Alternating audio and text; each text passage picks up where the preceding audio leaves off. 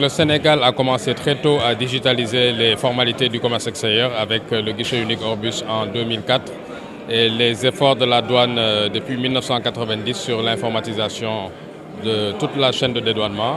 Aujourd'hui, nous arrivons au dernier maillon parce que nous sortions du papier après le processus douanier pour faire le tour de tous les acteurs et faire des paiements manuels avec du papier. Donc maintenant que nous sommes dans l'ère du guichet unique portuaire, avec le QR code, nous sommes non seulement dans un moment où nous allons avoir plus de performance, nous allons avoir des données statistiques pour mesurer cette performance et nous allons avoir l'intégrité avec le QR code de toute l'information.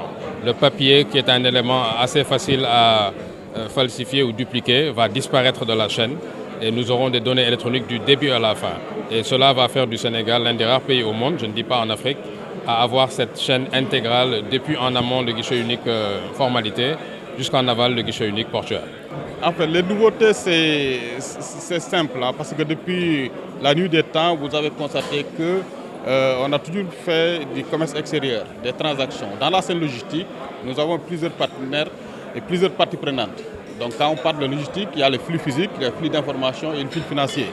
Mais aujourd'hui, il est important qu'à l'ère de la digitalisation, que ces flux physiques soient interconnectés vers une plateforme digitalisée pour rendre beaucoup plus fluides les transactions. La douane compte accompagner activement cette plateforme parce que celle-ci vient compléter le dispositif déjà existant concernant d'abord le pré-dédouanement avec Orbus, le dédouanement proprement dit à travers le système Gaïné que vous connaissez sans doute.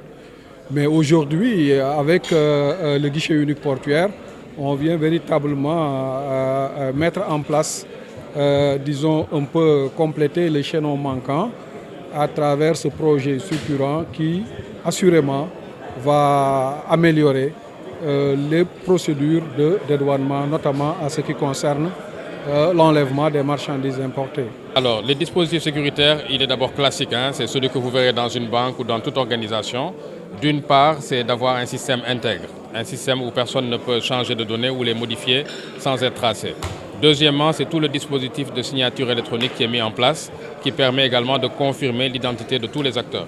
Troisièmement, c'est le QR code qui est un élément qui permet de n'importe quel endroit où on se trouve de vérifier la signature et le contenu des documents. Les autres éléments de sécurisation sont d'ordre technique, avec bien sûr du cryptage, avec de la réplication, un plan de reprise, un plan de continuité. En fait, c'est des bonnes pratiques internationales dans toutes les organisations. C'est celles que nous avons adoptées pour garantir ce niveau de sécurité. Maintenant, la sécurité, c'est un défi permanent parce que également l'industrie, en se développant, elle laisse ouvrir de nouvelles failles. Et c'est les équipes chargées de la sécurité qui veillent au grain à ce que le système soit intègre en tout moment. Mais c'est un moment important pour la communauté, pour l'activité économique du Sénégal qui va vers la digitalisation de toutes les procédures. Nous avons constaté que depuis quelque temps, avec l'explosion des transactions au niveau international, il est important de digitaliser un peu les procédures pour accélérer et rendre fluide le port autonome de Dakar.